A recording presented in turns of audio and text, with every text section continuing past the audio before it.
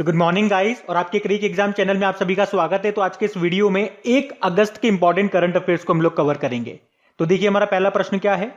आपसे पूछा जा रहा है कि मार्च 2022 में डिफेंस एक्सपो का आयोजन ये कहां पे किया जाएगा। तो ये किया जाएगा गांधीनगर गुजरात में। मतलब अगला जो डिफेंस एक्सपो होगा ये मार्च 2022 में होगा और कहां पे होगा, गुजरात की राजधानी गांधीनगर में होगा। और ये इसका 12वां संस्करण होगा 11 से 13 मार्च तक। एक्चुअली में ये जो डिफेंस एक्सपो होता है ये हर 2 साल में एक बार होता है। पिछला जो डिफेंस एक्सपो हुआ था वो उत्तर प्रदेश की राजधानी लखनऊ में हुआ था फरवरी 2020 में, और अगला वाला गुजरात में होगा और गुजरात में पहली बार इसका आयोजन किया जाएगा। और इसकी टैगलाइन क्या रखी गई है, India the emerging defence manufacturing hub. और देखो यहां से आपको एक पॉइंट बताता हूं मैं। सिप्री की रिपोर्ट आई थी इसी साल, उसमें हमने पढ़ा था कि हथियार आयात यानी कि इंपोर्ट करने के मामले में भारत दूसरे स्थान पर है। पहले स्थान पे कौन है, सऊदी अरब है। और इसी तरह से सिप्री की एक और रिपोर्ट आई थी, उसमें बताया गया था कि सैन्य खर्च के मामले में भारत तीसरे स्थान पे आता है। पहले पे यूएसए है, दूसरे पे चाइना है और तीसरे पे है भारत। हमारे रक्षा मंत्री कौन है, राजनाथ सिंह है और उनका निर्वाचन क्षेत्र कॉन्स्टिट्यूएंसी है लखनऊ यूपी। अब बात यहाँ पे गुजरात की है, तो ये रहा मैप में गुजरात। देखो गुजरात की कैपिटल गांधीनगर है, मुख्यमंत्री हैं विजय रूपानी और गवर्नर है आचार्य देवव्रत। और गुजरात से सबसे इंपॉर्टेंट पॉइंट तो यही बनता है कि अभी गुजरात की एक साइट को वर्ल्ड हेरिटेज साइट का दर्जा मिल गया है। किसकी बात कर रहा हूं मैं, धोलावीरा की। हड़प्पा सभ्यता का स्थल है ये धोलावीरा। और इस तरह से गुजरात में 4 आपको वर्ल्ड हेरिटेज साइट मिल जाएंगी। कौन कौन सी, चंपानेर पावागढ़ आर्कियोलॉजिकल पार्क हो गया, हिस्टोरिक सिटी ऑफ अहमदाबाद हो गया, रानी की वाव हो गया। और रानी की वाव का अगर मैं आपसे प्रश्न पूछूं कि इनका फोटो आपको किस करेंसी नोट पे मिलेगा, तो याद रखना 100 रुपए के करेंसी नोट पे मिलेगा। और अब ये चौथा बन गया धोलावीरा। और गुजरात में ही आपको दुनिया का सबसे बड़ा क्रिकेट स्टेडियम भी मिलेगा जिसका नाम नरेंद्र मोदी स्टेडियम है गुजरात के अहमदाबाद में। अच्छा, अहमदाबाद किस नदी के किनारे स्थित है, तो साबरमती नदी के किनारे। और दुनिया का तो सबसे बड़ा क्रिकेट स्टेडियम हो गया ये। दुनिया का तीसरा सबसे बड़ा और भारत का दूसरा सबसे बड़ा क्रिकेट स्टेडियम ये भी भारत में बन रहा है, लेकिन वो बन रहा है कहां पे, राजस्थान की कैपिटल जयपुर में। और भारत का पहला इलेक्ट्रिक सिटी कौन सा है, तो केवड़िया गुजरात है। केवड़िया में आप जानते हो सरदार वल्लभ भाई पटेल जी की सबसे ऊंची स्टेच्यू है जिसे आप स्टेच्यू ऑफ यूनिटी कहते हो। इसकी हाइट कितनी है, 182 मीटर है। और इसके वास्तुकार का नाम एग्जाम में पूछा जाता है, राम वी सुतार है। और ये स्टेच्यू आपको मिलेगी नर्मदा नदी के किनारे साधु बेट द्वीप पर। उसके अलावा ध्यान रखो भारत का पहला समुद्री मध्यस्थता केंद्र कहां पे बनेगा, तो ये भी बनेगा गांधीनगर में। और अमेजन ने भारत के किस राज्य में अपना पहला डिजिटल केंद्र लॉन्च किया था, अभी गुजरात के सूरत में। और सूरत में आपको याद होगा देश का पहला प्रवासी सेल ये सूरत में ही खोला गया था। सूरत को ही सिल्क सिटी या डायमंड सिटी भी बोलते हैं। और किस नदी के किनारे स्थित है सूरत पूछेंगे तो ताप्ती नदी के किनारे। याद रखना भारत की पहली लिथियम रिफाइनरी ये कहां पे स्थापित की जाएगी, गुजरात में ही। और अहमदाबाद में ही बनेगा देश का सबसे बड़ा कार्डियक अस्पताल, ये भी ध्यान रखना। उसके अलावा अहमदाबाद में ही भारत का सबसे बड़ा मल्टी मॉडल लॉजिस्टिक पार्क बनाया जाएगा। और दुनिया का सबसे बड़ा ग्रीनफील्ड जिंक स्मेल्टर ये भी स्थापित किया जाएगा गुजरात में ही। गुजरात में आपको गिर नेशनल पार्क मिल जाएगा, ब्लैक बग नेशनल पार्क मिलेगा, वंसड़ा नेशनल पार्क मिलेगा, मरीन नेशनल पार्क आपको यहाँ पे मिल जाएगा। यहाँ पे एक न्यूक्लियर पावर प्लांट भी है, कौन सा, काकरापार न्यूक्लियर पावर प्लांट। और याद रखना सबसे लंबी तट रेखा वाला राज्य कौन सा है, तो आंसर होगा गुजरात। लेकिन अगर पूछा जाए देश कौन सा है, तो कनाडा होगा। ये भी ध्यान रख लो, बढ़ते हैं आगे। अच्छा बताइए, अभी हाल ही में किसे वर्ष 2021 के लिए लोकमान्य तिलक पुरस्कार के लिए चुना गया है, तो आंसर होगा साइरस पूनावाला को। तो आप जानते हो कौन है ये, serum institute of India Pune के संस्थापक हैं साइरस पूनावाला, जिनको अभी 2021 के लिए लोकमान्य तिलक पुरस्कार से सम्मानित किया जाएगा। उन्हें कोविड-19 महामारी के समय कोविशील्ड वैक्सीन का निर्माण कर लोगों की जान बचाने में मदद करने के लिए यह सम्मान मिलेगा। अच्छा, सीरम इंस्टीट्यूट ऑफ इंडिया के सीईओ का नाम क्या है, अदार पूनावाला। और इनका नाम आपने जरूर सुना होगा डेली करंट अफेयर्स में। अभी वर्ल्ड्स 50 ग्रेटेस्ट लीडर्स की जो लिस्ट आई थी उसमें टॉप 10 में आने वाले एकमात्र भारतीय थे ये। 10वां स्थान मिला था इनको। और अगर मैं आपसे पूछ लूं कि उस लिस्ट में टॉप पे कौन थी, तो प्रधानमंत्री थी कहां की, न्यूजीलैंड की, जैसिंडा अर्डर्न उनका नाम है। अच्छा, कोविशील्ड तो सीरम इंस्टीट्यूट ऑफ इंडिया ने बनाया है, कोवैक्सीन किसने बनाई, भारत बायोटेक ने। तो इस प्रश्न से साइरस पूनावाला का नाम याद रखना, बढ़ते हैं आगे। अच्छा फिर बताइए, अभी हाल ही में ओलंपिक्स में हैट्रिक गोल करने वाली पहली भारतीय महिला हॉकी खिलाड़ी कौन बन गई हैं, तो आंसर होगा वंदना कटारिया। तो अभी वंदना कटारिया ये ओलंपिक्स के इतिहास में हैट्रिक गोल करने वाली पहली भारतीय महिला हॉकी प्लेयर बन गई हैं। तो इनका नाम ध्यान रखना, वंदना कटारिया। अच्छा, वैसे आपको बता दूं अभी टोक्यो ओलंपिक में हमारा एक और मेडल पक्का हो गया है। किन की बात कर रहा हूं मैं? लवलीना बोर्गोहेन की। ये एक बॉक्सर है और अभी इन्होंने सेमीफाइनल में जगह बना ली है। और इस तरह से आप देखोगे कि ये तीसरी बॉक्सर बन गई है जो कि ओलंपिक में भारत के लिए मेडल लेकर के आएंगी। पहले दो कौन कौन थे? विजेंदर सिंह थे और मैरी कॉम थी, और दोनों ब्रोंज लेकर के आए थे। अब देखते हैं ये क्या लेकर के आती हैं। ये है कहां से? ये असम से है। अभी तक ओलंपिक में हमारे पास एक मेडल आया है और वो भी सिल्वर मेडल आया है। कौन लेकर के आई है? मीराबाई चानू। वेट लिफ्टिंग में लेकर के आई है। किस कैटेगरी में खेला है उन्होंने? 49 किलोग्राम की कैटेगरी में खेलती है। कितना वेट उठाया था उन्होंने? 202 किलोग्राम वेट उठाया था। और वेट लिफ्टिंग में भी दो अलग अलग पार्ट होते हैं। स्नैच जिसमें 87 किलोग्राम उठाया उन्होंने, और क्लीन एंड जर्क में 115 किलोग्राम उठाया था। और इस बार का ये टोक्यो ओलंपिक कौन से नंबर का है? तो 32वें नंबर का है। और टोक्यो ओलंपिक से आप क्या क्या पॉइंट याद रख सकते हो, ये कल ही के प्रश्न में मैंने आपको बताया था, वो भी बिल्कुल डिटेल में। तो अभी मैं आपसे एक प्रश्न पूछ लेता हूं। इंटरनेशनल ओलंपिक कमेटी का हेडक्वार्टर कहां पर है और उसके प्रेसिडेंट कौन है? साथ में ये भी बताओ इंटरनेशनल ओलंपिक डे कब मनाया जाता है। बाकी वैदेही डोंगरी की बात करेंगे तो मिस इंडिया यूएसए 2021 का खिताब मिला था इनको। सुष्मिता लेंका की बात करेंगे, एशिया पर्यावरण परिवर्तन पुरस्कार, एशिया एनवायरमेंट एनफोर्समेंट अवार्ड इनको मिला था पेंगोलिन के संरक्षण के लिए। बाकी अनामिका की बात करेंगे, हिंदी साहित्य अकादमी पुरस्कार मिला था इन्हें, इनके उपन्यास टोकरी में दिगंत थेरी गाथा के लिए। बढ़ते हैं आगे। फिर अगला प्रश्न बताइए, अभी हाल ही में किसने भारत में आर्टिफिशियल इंटेलिजेंस फॉर ऑल पहल शुरू करने की घोषणा की है? तो आंसर होगा इंटेल ने। तो अभी इंटेल ने सीबीएसई और शिक्षा मंत्रालय के सहयोग से भारत में सभी के लिए आर्टिफिशियल इंटेलिजेंसी की बुनियादी समझ पैदा करने के उद्देश्य से आर्टिफिशियल इंटेलिजेंसी फॉर ऑल पहल शुरू करने की अभी घोषणा की है। तो इंटेल के artificial intelligence for citizens program के आधार पर ये जो आर्टिफिशियल इंटेलिजेंस फॉर ऑल, ये 4 घंटे का प्रोग्राम होगा। और इसका उद्देश्य क्या है कि आर्टिफिशियल इंटेलिजेंस आधारित अर्थव्यवस्था का निर्माण करना और हर किसी को आर्टिफिशियल इंटेलिजेंस क्या होती है इसकी जानकारी देना। अच्छा, सीबीएसई से अभी आपको याद होगा, सीबीएसई ने अभी 6ठी से 8वीं तक की कक्षा में कोडिंग और 8वीं से 12वीं तक की कक्षा में डेटा साइंस को जोड़ने के लिए माइक्रोसॉफ्ट के साथ अभी समझौता किया था। उसके अलावा अभी सीबीएसई ने दोस्त फॉर लाइफ एप्लीकेशन को भी लॉन्च किया था। सीबीएसई मतलब central board of secondary education, इसके अध्यक्ष कौन है? मनोज आहूजा है। बाकी आप जानते हो शिक्षा मंत्री कौन है? हमारे धर्मेंद्र प्रधान है। अच्छा, एक प्रश्न का जवाब दो, शिक्षा जो है ये किस सूची का विषय है?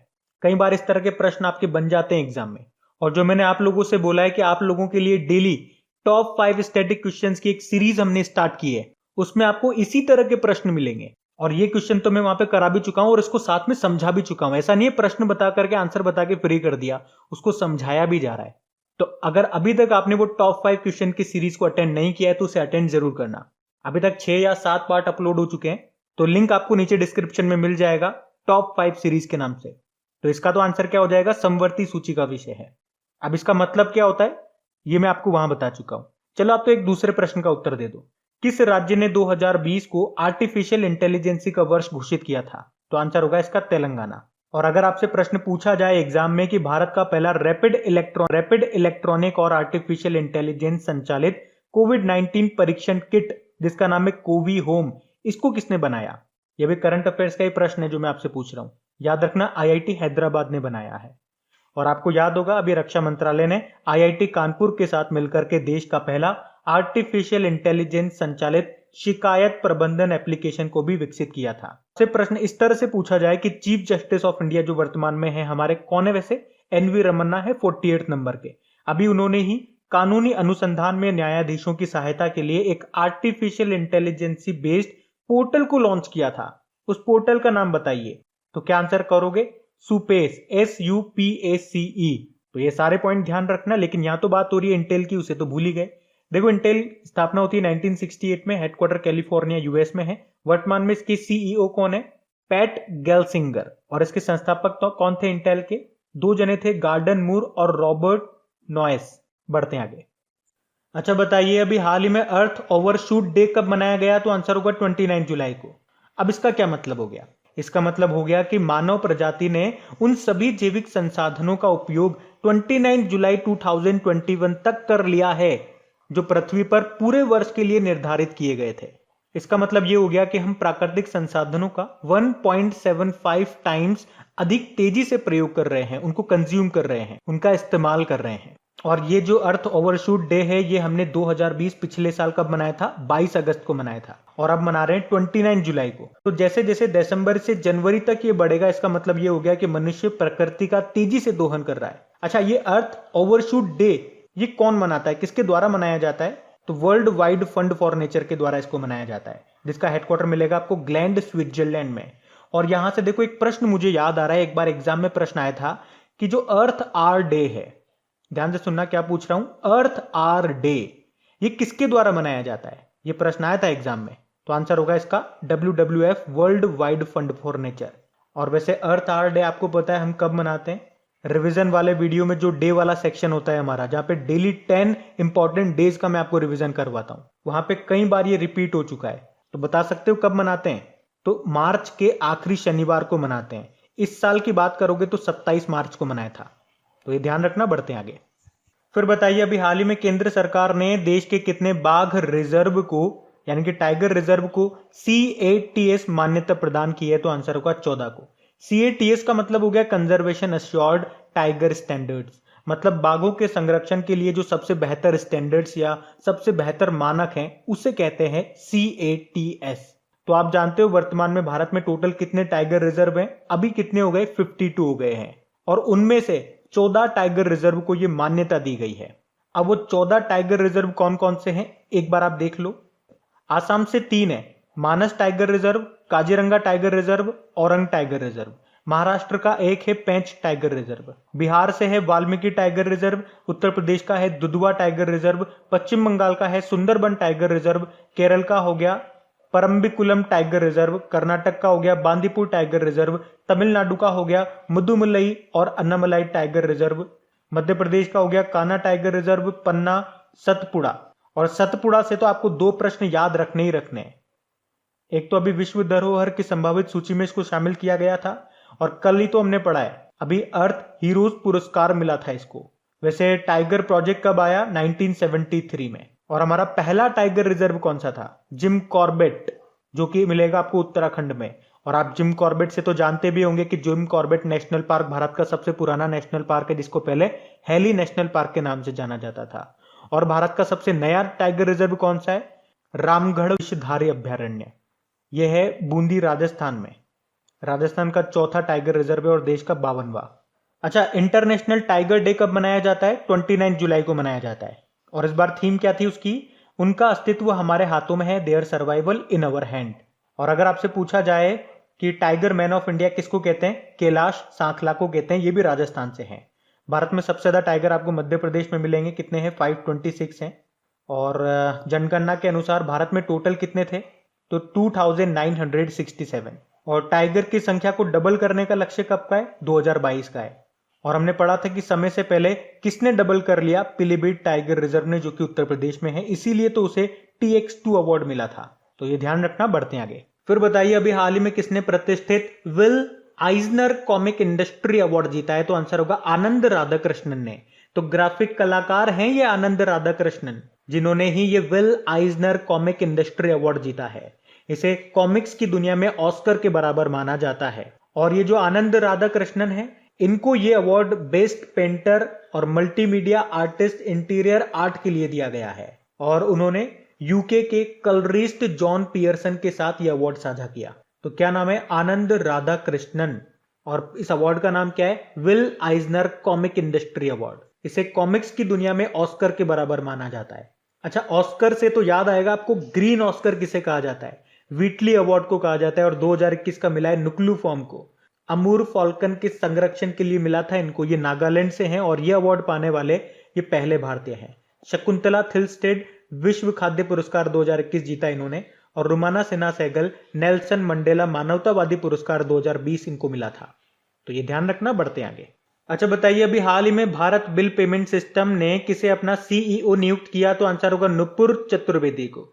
तो अभी भारत बिल भुगतान प्रणाली ने पे यू और एयरटेल पेमेंट बैंक की पूर्व कार्यकारी नुपुर चतुर्वेदी को अपना नया CEO नियुक्त किया है। बाकी पद्म कुमार माधवन नायर, बड़ा इंपॉर्टेंट नाम है ये भैया, क्योंकि नेशनल एसेट रिकंस्ट्रक्शन कंपनी, जिसे आप बैड बैंक बोलते हैं, उसके पहले मैनेजिंग डायरेक्टर बने ये। अरमान गिरिधर की बात करेंगे तो भारतीय राष्ट्रीय राजमार्ग प्राधिकरण यानी कि national highways authority of India के ये अध्यक्ष बने। प्रदीप चंद्र नायर असम राइफल्स के 21वें महानिदेशक ये बने हैं। असम राइफल्स, इसका हेडक्वार्टर मिलेगा आपको शिलोंग में, और इसी को तो हम पूर्वोत्तर भारत का प्रहरी कहते हैं, असम राइफल्स को, ध्यान रखना ये भी। बढ़ते हैं आगे। फिर बताइए, नेशनल मिनरल इन्वेंट्री के आंकड़ों के अनुसार सोने के अयस्कों यानी कि ओर्स का सबसे बड़ा भंडार किस राज्य में स्थित है? तो आंसर होगा बिहार में। तो अभी हाल ही में जारी नेशनल मिनरल इन्वेंट्री के डेटा के अनुसार 1 अप्रैल 2015 तक भारत में 501.83 मिलियन टन स्वर्ण अयस्क का भंडार था। इनमें से 17.22 मिलियन टन रिजर्व कैटेगरी में और बाकी को बाकी रिसोर्स कैटेगरी में रखा गया था। और इस रिपोर्ट में बताया गया कि स्वर्ण अयस्कों का सबसे बड़ा भंडार आपको मिलेगा बिहार में, इसके बाद मिलेगा राजस्थान में, फिर मिलेगा कर्नाटक में, फिर मिलेगा पश्चिम बंगाल में। तो सबसे ज्यादा बिहार में है, तो ये रहा मैप में बिहार। देखो, बिहार की कैपिटल हो गई पटना, मुख्यमंत्री हो गए नीतीश कुमार और गवर्नर है फागू चौहान। अच्छा, बिहार का पहला खेल विश्वविद्यालय ये कहां पे स्थापित किया जाएगा? बिहार के राजगीर में। और बिहार के राजगीर से आपको याद होगा कि पूर्वोत्तर भारत का पहला ग्लास ब्रिज ये भी बनेगा बिहार के राजगीर में। और अभी 2 हरित ऊर्जा कुशल शहर वाला भारत का पहला राज्य कौन बना था? बिहार। और वो 2 हरित ऊर्जा कुशल शहर कौन से हैं? एक तो राजगीर है और एक है बोधगया। उसके अलावा राष्ट्रीय डॉल्फिन अनुसंधान केंद्र ये खुलेगा पटना बिहार में ही। अभी बिहार की शाही लीची को जीआई टैग मिला था और तेजपुर लीची को जीआई टैग मिला था। तेजपुर लीची ये कहां की है? ये असम की है। बाकी बिहार ने हिट कोविड एप्लीकेशन को लॉन्च किया था। हिट मतलब होता है होम आइसोलेशन ट्रैकिंग। एक संपत्ति स्वामित्व योजना शुरू की थी इन्होंने, और देश का पहला राज्य बना था बिहार अपनी टेक्स्ट बुक्स के लिए ई लाइब्रेरी तैयार करने वाला। उसके अलावा इथेनॉल संवर्धन नीति को लागू करने वाला देश का पहला राज्य भी आपका बिहार ही है। और बिहार के भागलपुर में खुलेगा राज्य का पहला कछुआ पुनर्वास केंद्र, ये भी ध्यान रख लो। भारत का पहला और एकमात्र डॉल्फिन वाइल्ड लाइफ सेंचुरी ये भी आपको मिलेगा बिहार में, जिसको क्या कहते हैं? Vikramshila Gangetic dolphin wildlife sanctuary. यहाँ पे एकमात्र आपको नेशनल पार्क मिलेगा, वाल्मीकि नेशनल पार्क, जो कि एक टाइगर रिजर्व भी है। बाकी राजगीर वाइल्ड लाइफ सेंचुरी यहाँ मिल जाएगा, कैमूर वाइल्ड लाइफ सेंचुरी यहाँ मिल जाएगा, एक Gautam Buddha wild life sanctuary भी आप यहाँ से याद रखो। बिहार दिवस कब मनाते हैं हम लोग? 22 मार्च को, और 22 मार्च को ही वर्ल्ड वाटर डे भी मनाते हैं, ये भी ध्यान रखना। बढ़ते हैं आगे। अच्छा बताइए, अभी हाल ही में राजस्थान सरकार ने प्रत्येक श्रेणी के लिए न्यूनतम मजदूरी में प्रतिदिन कितने रुपए की वृद्धि करने का निर्णय लिया है? तो आंसर होगा 27 रुपए। तो अभी राजस्थान की सरकार ने राज्य में सभी श्रेणियों के लिए न्यूनतम मजदूरी को बढ़ाने का निर्णय लिया। उन्होंने कहा कि हर श्रेणी में जो प्रतिदिन की जो न्यूनतम मजदूरी बनती है उसमें 27 रुपए बढ़ा करके दिए जाएंगे। जैसे कि अभी तक अकुशल कामगारों को 225 रुपए प्रतिदिन दिए जाते थे, अब 27 रुपए उसमें बढ़ा करके दिए जाएंगे, यानी कि प्रतिदिन उन्हें मिलेंगे कितने? 252 रुपए, 252 रुपीज। उसी तरह से अर्धकुशल श्रमिकों को 237 रुपीज दिए जाते थे, अब 27 रुपए बढ़ा करके 264 रुपए मिलेंगे। बाकियों को भी इसी तरह से 27 रुपए बढ़ा करके दिए जाएंगे। तभी तो बोला है हर श्रेणी में। किसने? राजस्थान ने बोला है। तो ये रहा मैप में राजस्थान। देखो, राजस्थान की कैपिटल हो गई जयपुर, जिसको पिंक सिटी बोलते हैं। अभी वर्ल्ड हेरिटेज साइट का दर्जा इसको मिला था। जयपुर में ही आप जानते हो भारत का दूसरा और दुनिया का तीसरा सबसे बड़ा स्टेडियम बन रहा है। मुख्यमंत्री अलौत हो गए, गवर्नर यहाँ के कलराज मिश्र हैं ही सही। चीफ जस्टिस कौन है? इंद्रजीत मोहंती है। वैसे राजस्थान दिवस कब मनाया जाता है? तो याद रखना 30 मार्च को। अभी राजस्थान सरकार ने, हमने पढ़ा था, मिशन निर्यातक बनो शुरू किया था। और राजस्थान के एक व्यक्ति हैं श्याम सुंदर जानी, उन्हें लैंड फॉर लाइफ अवार्ड मिला था 2021 के लिए। और केवीआईसी ने अभी राजस्थान के उदयपुर में ही बोल्ड प्रोजेक्ट को शुरू किया था। बांस वगैरह उगाए थे, बांस के पौधे उगाए थे। इसका उद्देश्य क्या है? मरुस्थलीकरण को रोकना। उसके अलावा जीनोम सीक्वेंसिंग की सुविधा को शुरू करने वाला पहला राज्य कौन सा है देश का? तो आंसर होगा राजस्थान है। और देश का पहला कृषि आधारित सौर ऊर्जा संयंत्र ये किस राज्य में शुरू किया गया? तो वो भी राजस्थान में। अभी जैव ईंधन नीति को लागू करने वाला पहला राज्य कौन सा है पूछेंगे तो आंसर होगा राजस्थान। उसके अलावा राजस्थान सरकार ने ही वैदिक शिक्षा और संस्कार बोर्ड गठन करने का फैसला भी किया था। अच्छा, राजस्थान में कितनी रामसर साइट्स मिलेंगी आपको? 2 मिलेंगी, सांबर लेक और केवला देव नेशनल पार्क। वैसे भारत में कितनी है? 42 है। और 42वीं कौन सी है? 42 नंबर की कौन सी है? तसोगर झील है, जो आपको मिलेगी लद्दाख में। अभी राजस्थान ने मुख्यमंत्री कोरोना बाल कल्याण योजना भी शुरू की थी। राजस्थान ने ही मुख्यमंत्री किसान मित्र ऊर्जा योजना भी शुरू की थी। यहीं पे ही मुख्यमंत्री अनुप्रति कोचिंग योजना भी शुरू हुई थी। घर घर औषधि योजना भी यहीं की है और मुख्यमंत्री चिरंजीवी योजना भी यहीं शुरू हुई थी। अभी राजस्थान के जोधपुर का जो मियाँ का बाड़ा रेलवे स्टेशन है उसका नाम बदल के महेश नगर कर दिया गया। और जोधपुर में ही तो इसी साल हमने फ्रांस के साथ एक एक्सरसाइज की थी, क्या नाम है उसका, डेजर्ट नाइट एक्सरसाइज। और राजस्थान में हमने यूएसए के साथ युद्ध अभ्यास नाम का एक्सरसाइज भी किया था इसी साल। इस साल याद रखना यूएसए के साथ हमने 2 ही एक्सरसाइज किए हैं, एक तो वज्र प्रहार और एक युद्ध अभ्यास। तो वज्र प्रहार हमने कहां पे किया, हिमाचल प्रदेश के बकलो में। और आपको बताया अभी चौथा टाइगर रिजर्व बन गया रामगढ़ विषधारी अभ्यारण्य, जो कि बूंदी राजस्थान में है। ऑलरेडी 3 कौन कौन से टाइगर रिजर्व है यहाँ के, Sariska tiger reserve, Ranthambore tiger reserve और मुकुंदरा हिल्स। तो ये भी ध्यान रखना। आप बढ़ते हैं आगे। अच्छा, फिर बताइए अभी हाल में विश्व रेंजर दिवस कब मनाया गया, तो आंसर होगा 31 जुलाई को। तो वर्ल्ड रेंजर डे ये हर साल 31 जुलाई को ड्यूटी के दौरान मारे गए या घायल हुए रेंजरों की याद में मनाया जाता है। अच्छा, रेंजर से एक अवार्ड याद आ गया, कौन सा, अंतरराष्ट्रीय रेंजर अवार्ड, जो मिला था किसको, महेंद्र गिरी को। ये राजाजी नेशनल पार्क के रेंजर है। और राजाजी नेशनल पार्क कहां पर है, तो उत्तराखंड में है। तो इनका नाम भी ध्यान रखना। बढ़ते हैं आगे। फिर बताइए अभी हाल ही में भारत और इंडोनेशिया के बीच में कॉर्पेट का 36वां संस्करण कहां पे आयोजित किया गया, तो आंसर होगा हिंद महासागर में। तो अभी भारत और इंडोनेशिया के बीच में कॉर्पेट का ये 36वां संस्करण था, जो 30 और 31 जुलाई 2021 को हिंद महासागर इंडियन ओशियन में आयोजित किया गया। और इसमें भारत की तरफ से आईएनएस सरयू ने पार्टिसिपेट किया। कॉर्पेट मतलब होता है कोऑर्डिनेटेड पेट्रोल, यानी कि समन्वित गश्ती। और इस कॉर्पेट को करने का मूल उद्देश्य क्या है, वाणिज्यिक शिपिंग, अंतरराष्ट्रीय व्यापार और वैध समुद्री गतिविधियों के संचालन के लिए हिंद महासागर क्षेत्र को सकुशल और सुरक्षित रखना। इसी साल आपको याद होगा जनवरी में ही भारत और थाईलैंड ने भी कॉर्पेट का आयोजन किया था और वो उनका 31वां संस्करण था। भारत और थाईलैंड के बीच की बात कर रहा हूं। और यहाँ पे हम बात कर रहे हैं इंडोनेशिया और भारत के बीच की, ये इनका 36वां संस्करण है। अच्छा, एक्सरसाइज से अभी आपको याद होगा भारत और रशिया के बीच में एक्सरसाइज अभी ये 1 अगस्त से शुरू हो गई है, यानी कि आज से। कौन सी एक्सरसाइज, इंदिरा एक्सरसाइज। ये एक ट्राई सर्विस एक्सरसाइज है, बताया था मैंने आपको।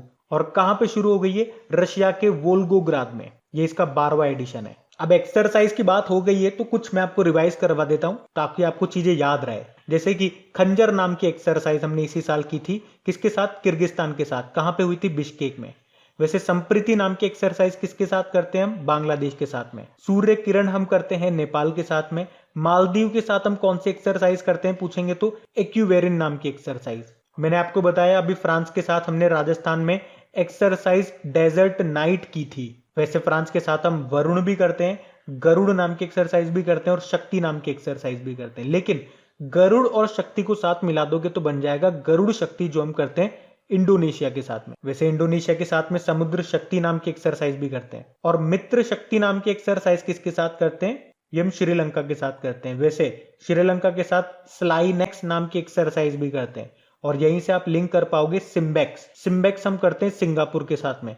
वैसे सिंगापुर के साथ में तो हम बोल्ड कुरुक्षेत्र नाम की एक्सरसाइज भी करते हैं। और बोल्ड से आपको याद आ जाएगा अभी केवीआईसी ने राजस्थान के उदयपुर में बोल्ड प्रोजेक्ट शुरू किया था, पढ़ा था हम लोगों ने। तो इस तरह से आप चीजों को लिंक कर करके याद रख सकते हो। जैसे आप और भी लिंक करना चाहो यहाँ पे, तो मित्र शक्ति में से एक तो आप निकाल लो, मित्र से बन जाएगा मैत्री हम एक्सरसाइज करते हैं थाईलैंड के साथ में।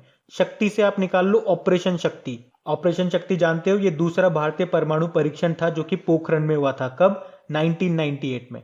पहला कौन सा था, स्माइलिंग बुद्धा, जो हमने किया था 1974 में। और इस तरह से आप चीजों को लिंक कर करके याद रखोगे ना, चीजें याद रखनी आसान हो जाएगी। और अगर मैं तो ये कहूंगा आप डेली हमारा करंट अफेयर्स का लेक्चर पढ़ते होंगे, जब भी इस तरह के टॉपिक वाले क्वेश्चन आते हैं मैं आपको इसी सीक्वेंस में सारी चीजें याद करवाता हूं। सीक्वेंस भी मैं आपका चेंज नहीं करता हूं, ताकि बार बार जब एक ही चीज मैं आपको दोहराऊंगा ना तो वो आप सेट हो जाएंगी। इसलिए आप नोटिस करना, मैं सीक्वेंस भी आपका चेंज नहीं करता हूं। मेरा मकसद है केवल आपको चीजें याद करवाना। ऐसा नहीं है कि एक बार मैंने आपको ये चीजें बोल दी तो आगे मैं आपको नहीं बोलूंगा, बार बार बोलूंगा, हर बार बोलूंगा जब भी आएगी, जब भी मौका मिलेगा। और आप में से कुछ स्टूडेंट्स हैं जो मुझसे रिक्वेस्ट करते हैं कि प्लीज जो भी आप बोलते हो वो एक बार लिख दिया करो। उनकी बात गलत नहीं है, वो भी सही बोलते हैं, लेकिन मेरी मजबूरी है, अगर एक एक चीज को मैं लिखने बैठूंगा तो ये वीडियो 30 मिनट के ऊपर पहुंच जाएगा। और अभी भी आप यकीन नहीं मांगेंगे, बहुत सारे स्टूडेंट्स हैं जो कहते हैं कि काफी लेंथी वीडियो बना रहे हो, इतना मत बनाओ, इतने एक्स्ट्रा फैक्ट्स मत जोड़ो। तो मेरी भी मजबूरी है, आप देखो मेरे को दोनों तरफ से सुनना पड़ता है। थोड़ा लंबा हो जाए तो उनकी तरफ से सुनना पड़ता है, छोटा हो जाए तो उनकी तरफ से सुनना पड़ता है। तो मुझे मेंटेन करके रखना पड़ता है ताकि दोनों तरह के स्टूडेंट्स को फायदा हो।